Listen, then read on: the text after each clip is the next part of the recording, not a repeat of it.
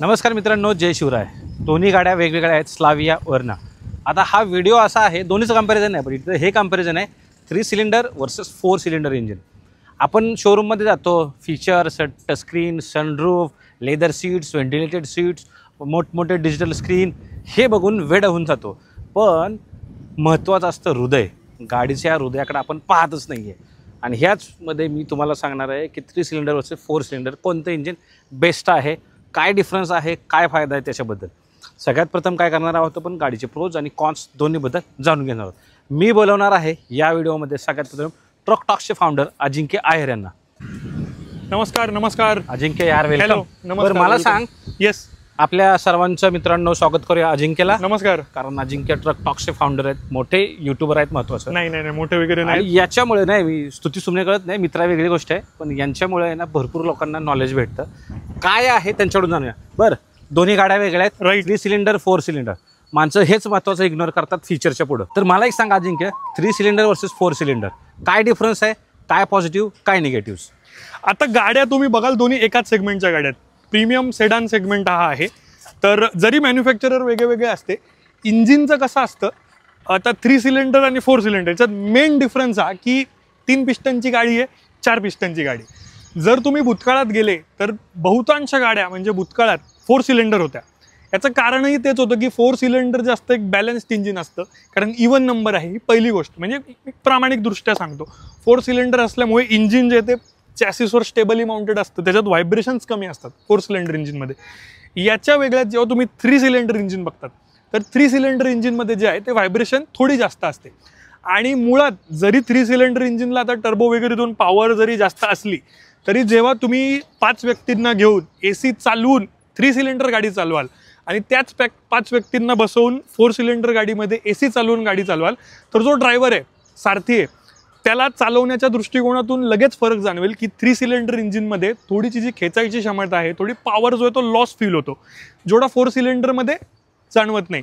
सामान्य भाषेत सांगायचं झालं तर 3 सिलेंडरच्या गाडीमध्ये इंजिनचा थकवा जाणवतो, 4 सिलेंडरमध्ये इंजिनचा थकवा जाणवत नाही। म्हणजे पिकअपला तुम्हाला ऍक्च्युअली कमी वाटतं किंवा पॉवर परफॉर्मन्स तुम्हाला कमी वाटतं, जरा दमते गाडी। आता 3 सिलेंडरमध्ये पण कसं आहे, इंडियन ऑटोमोबाईल इंडस्ट्रीमध्ये आता ही जी स्लाविया आहे ही टर्बो चार्ज आहे, 1 लिटर टर्बो पेट्रोल आहे। आता त्याच्यात नॉन टर्बो पण गाड्या येतात, रेनॉल्ट वगैरे तुम्हाला माहित असेल। हो, नॉन टर्बो मध्ये कसं आहे, नॉन टर्बो मध्ये तो लॅग आहे, तो जो पिकअप आहे तो अजून फील होतो। पण कसं त्या गाड्या ज्या आहेत त्या सेगमेंटच्या हॅचबॅकच्या वगैरे त्या शहरात वगैरे चालवतात, त्याच्यामुळे पॉवर लॉसचा एवढा काही फरक जाणवत नाही। बरोबर। आता मी रिसेंटली रोहतांग पासला गेलो होतो मनालीमध्ये, तेथे मी पाहिलं की जेवढ्या कॅब सेगमेंटच्या डिझायर आहेत त्या 4 सिलेंडर आहेत, ते नवीन जी न्यू लुक वाली डिझायर आली त्यात अपग्रेड करत नाही। तर मी त्या टॅक्सी चालकाला विचारलं की अरे नवीन डिझायर आली, तुम्ही अपग्रेड का करत नाहीत? तर त्यांचं म्हणणं तेच झालं की नवीन डिझायर जी ती मारुतीने 3 सिलेंडर केली आहे, नॅचरली एस्पिरेटेड आहे, आणि ती जो रोहतांग पासचा जो हे आहे तिथं एकदा दोनदा ठीक आहे, पण ज्यांना रोजची भाडी मारायची, रोजचा प्रवास करायचा आहे, तर ते इंजिन त्यासाठी फिजिबल नाही। हा एक मेन डिफरन्स आहे। जर प्रोसचं म्हणणं झालं, आता मी कॉन सांगितले, तर 3 सिलेंडरचा सर्वात मेन प्रो हा आहे की गाडीचा मायलेज चांगला मिळतो। ठीक आहे, सर्व्हिस कॉस्ट कमी आहे, मायलेज चांगला मिळतो। आणि आता सर्व्हिस कॉस्ट जी ती कंपनी टू कंपनी डिफर करते, पण इन जनरल 3 सिलेंडर इंजिनचा सर्व्हिस मेंटेनन्स कॉस्ट हा 4 सिलेंडरच्या तुलनेत कमी असतो। पण जर तुम्ही एक एन्थुझियास्ट आहात, तुम्हाला गाडी चालवायचा छंद आहे, गाडी चालवायला आवडते, तर तुम्ही नक्कीच 4 सिलेंडरला जा। दोन्ही ऑप्शन हा या गाडीत दोन्ही ऑप्शन आहे। 1.5 लिटर 4 सिलेंडर देखील अवेलेबल आहे किंवा 1 लिटर टर्बो पेट्रोल। आता ही गाडी देखील आम्ही चालवली आहे, मी सुद्धा चालवली आहे। असं नाही की हिच्यात पॉवर नाहीये, भरपूर पॉवर आहे, पण एक हलका आपण म्हणतो ना की 4 लोक बसल्यावर, हा AC लावल्यावर तो एक पॉवर लॉस एक फील होतो। आणि जेव्हा एक 4 सिलेंडर गाडी जशी वरनं हायवेला आपल्या बाजूला चालू आहे, तर थोडं तिच्याबरोबर कोप अप करणं, म्हणजे तिला ओव्हरटेक करणं, तिच्या बरोबरीला चालणं थोडंसं अवघड। आता ते चालक डिपेंड करतं, तसं आहे।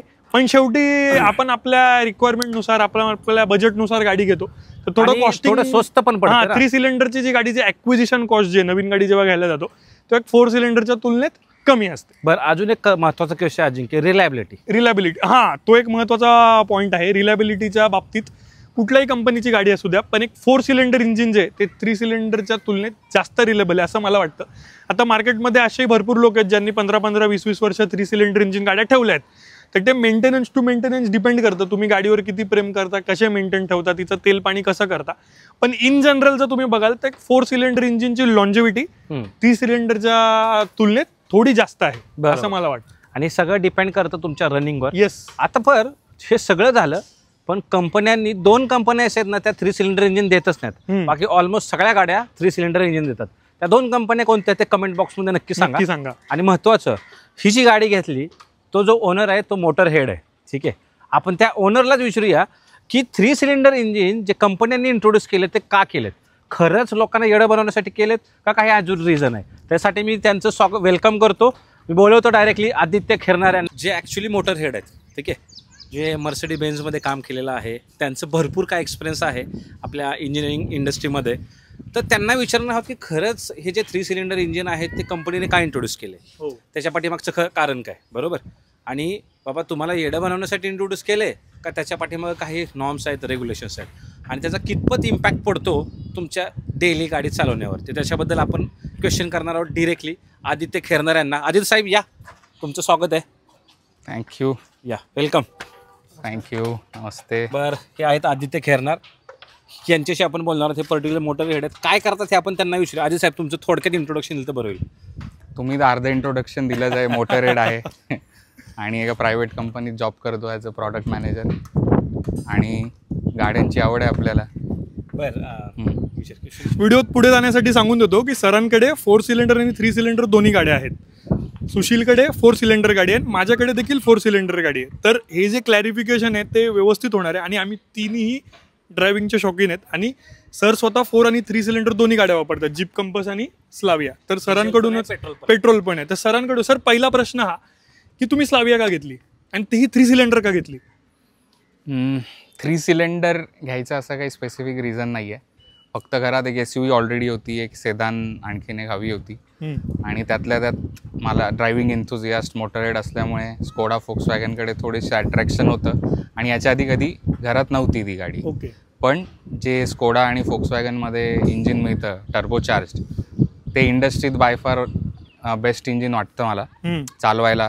तर त्यामुळे तो एक पॉईंट होता की बाबा एक तर स्कोडा कधी नव्हती, फोक्सवॅगन जर्मन गाडी फॉर दॅट मॅटर कधी नव्हती घरात, आणि जर्मन गाड्याची क्रेज कायम होतीच. बरं, आता एक महत्त्वाचा क्वेश्चन आहे आदित्य साहेब. बऱ्याच लोकांना हे माहीत नाही की कंपनीने 3 सिलेंडर इंजिन इंट्रोड्यूस केलं आहे. 4 सिलेंडरने उलटे घुसले 3 सिलेंडर. बरोबर. तर हे लोक बघत नाहीत. ठीक आहे, पण जे लोक खरंच इंथुझियास्ट आहेत त्यांना क्वेरी असते की बाबा पहिलं 4 सिलेंडर होतं, आता 3 सिलेंडर का दिलं. तुम्हाला काय वाटतं त्याच्या पाठीमागचं काय रिझन आहे. तर त्याच्यामागे खूप टेक्निकल एक रिझन आहे. असं सोपं पण आहे. जसं आपण पोल्युशन कंट्रोल करायसाठी BS4 वरनं BS6 गेलो, डायरेक्ट BS5 स्टेज स्किप केली, आणि 2020मध्ये आपण BS6 झालो. आणि आपण जगात म्हणजे लिमिट खूप कमी देशांमध्ये BS6 चालू आहे सध्या, त्यातली आपण एक देश आहोत. आणि BS6मध्ये पण 2022मध्ये आपण फेज 2 इंट्रोड्यूस केलं. तर त्याच्यामुळे जे पोल्युशनचे जे नॉर्म्स आहेत ते खूप स्ट्रिक्ट होत चाललेत, आणि तेच एक कारण आहे की ज्याच्यामुळे कंपनीज आता 3 सिलेंडर इंजिन जास्त बनवतात. तर ते टेक्निकल टर्म्समध्ये त्याला कॅफे 2 म्हणतो. BS6 फेज 2 आणि कॅफे 2 असे 2 प्रकार आहेत. BS6 जेव्हा आपण बोलतो it is to do with overall जे इमिशन होतं गाडीतनं त्याला कंट्रोल करतं, आणि कॅफे 2मध्ये it is to do with carbon dioxide emission. तर ते कार्बन डायऑक्साईड इमिशन कमी करण्यासाठी कॅफे 2 नॉर्म्स आले, आणि इथे हे नॉर्म्स गाडी लेवलला नाही आहे, व्हेकल लेवलला नाही आहे. कॅफे 2 नॉर्म्स हे OEM लेवलला, मॅन्युफॅक्चरर लेवलला आहे. त्याच्यामुळे जो कोणी मॅन्युफॅक्चरर गाड्या बनवतो तर त्याला त्याच्या सगळ्या गाड्यांचा मिळून जो CO2 इमिशन जे टार्गेट त्याला गव्हर्नमेंटने दिले ते मेंटेन करायचं आहे. मग आता ते मेंटेन करायसाठी ते काही 4 सिलेंडर गाड्या बनवतात, काही 3 सिलेंडर बनवतात, आणि काही EV पण बनवतात. तर हेच एक कारण आहे की सध्या प्रत्येक मॅन्युफॅक्चरर EV मॅन्युफॅक्चरिंगच्या मागे लागला आहे, कारण त्यांना ते कॅफे 2 नॉर्म्समध्ये फिट व्हायचं आहे. आणि जर ते त्याच्यात फिट नाही झाले तर ती जी पेनल्टी आहे ती खूप आहे. म्हणजे इवन 0.01 ग्रॅमला त्यांना 50,000 रुपये फाईन आहे. तर कोणाला तो फाईन द्यायचा नाही. आणि ते इमिशन नॉर्म मीट करायसाठी 3 सिलेंडर हा एक ऑप्शन आहे, ज्याच्यात थोडंसं इमिशन कमी होतं, आणि EVत 0 टेलपाईप इमिशन आहे. त्याच्यामुळे तुमची जी रेंज आहे, समजा 100 जर तुम्हाला लिमिट दिलं आहे तर तुम्हाला ते 3 प्रकारात तुम्ही मीट करू शकतात. EVचं 0 आहे, ईचं समजा 40 असेल आणि 4 सिलेंडर तुम्हाला 60, म्हणजे तुम्ही 3 गाड्यांमध्ये 60 जे तुमचं लिमिट होतं ते मेंटेन केलं. आणि हे रिझन आहे की सगळे मॅन्युफॅक्चरर आजकाल 3 सिलेंडर गाड्या पण बनवतात.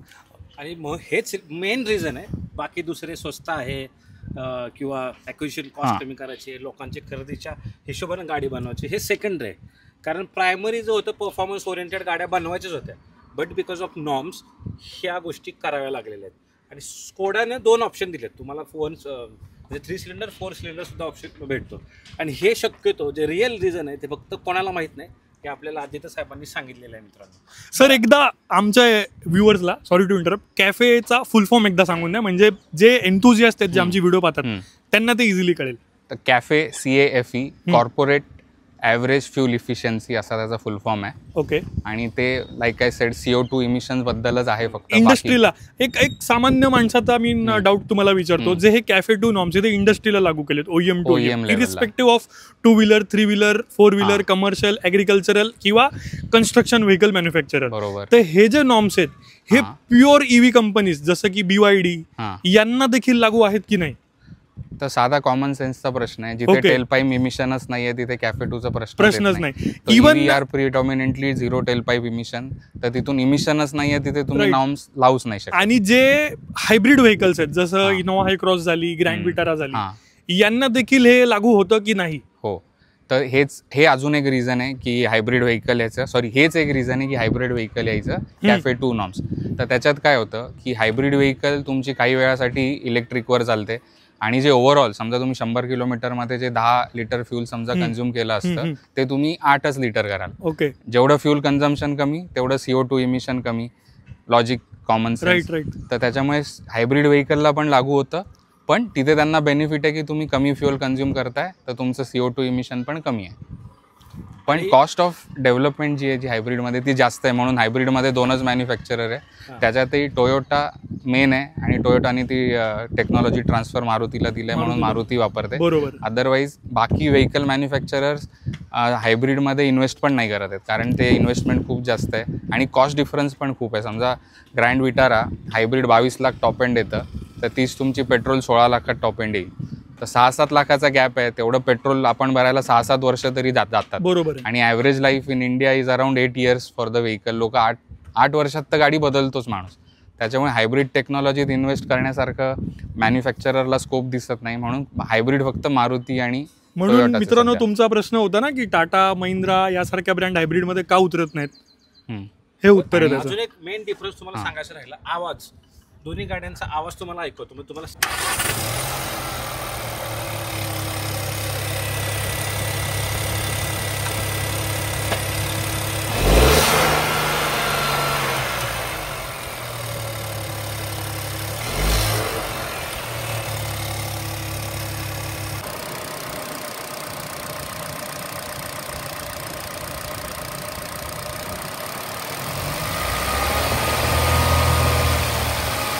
फोर सिलेंडरला सुद्धा हे नॉर्म्स कंप्लाय करू शकले असते, बट त्याची जी R&D कॉस्ट आहे, प्रोडक्शन कॉस्ट आहे किंवा कंप्लायन्स कॉस्ट म्हणू शकतो आपण, ती खूप जास्त लागते याच्यामध्ये.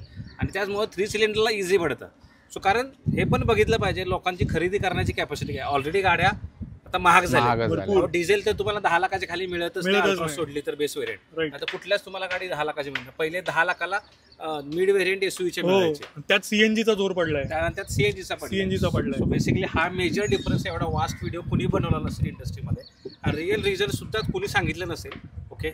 आणि 3 सिलेंडर इंजिन रिलायबल आता बनवत आहेत. डिपेंड करतं तुम्ही मेंटेन कसे करताय, तुम्ही किती नॉलेजेबल आहात, ते सुद्धा मॅटर करतं.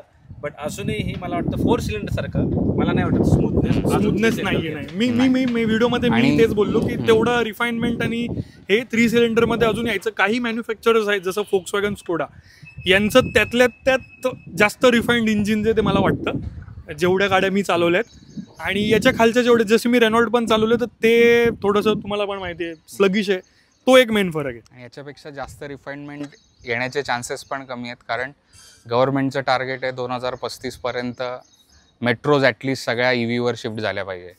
मेट्रोजमध्येच व्हेकल सेल जास्त असतो, तर मग कोणती कंपनी त्याच्यात R&D करण्यासाठी 10 वर्षासाठी पैसे नाही टाकणार की अजून स्टेबल का करायची, तिला 10 वर्षच वापरायची आहे, त्याच्या आधीच सगळ्यांच्या EV गाड्या येतील. सो जरी टाईमलाईन जरी 2035ची असली तरी सगळ्यांच्या EV गाड्या 2030 पर्यंत येतीलच. आणि हे प्रोडक्शन म्हणजे गाडीची प्राइस ह्याच्यावर ठरते मित्रांनो. प्रोडक्शन कॉस्ट कमी असते, R&D कॉस्ट खूप जास्त होऊन हां. जाते. ते इनडायरेक्टली कळत नाही. इंडस्ट्रीमध्ये हे हिडन जे असतात ना गोष्टी असतात. तर अजित साहेबांनी खूप डिटेलमध्ये आपल्याला सांगितले, अजिंक्यने आपल्याला पण खूप डिटेलमध्ये प्रोज अँड कॉन्स सांगितले. थँक्यू अजिंक्य आल्याबद्दल. अजित साहेब खूप खूप धन्यवाद. आणि खूप खूप धन्यवाद तुमच्या मित्रांनो. काही राहिलं असेल आमच्या तिघांकडून खाली कमेंट बॉक्समध्ये विचारा. आमच्याकडून काही चुकीचं बोलणं गेलं असेल फ्लो मध्ये तर क्षमस्व. हां, शक्यतो होणार नाही असं, पण झालं असेल तर खाली सांगा आणि कमेंट करा. तिघं सुद्धा आम्ही रिप्लाय नक्की करू व्हिडिओवर. धन्यवाद. जय महाराष्ट्र.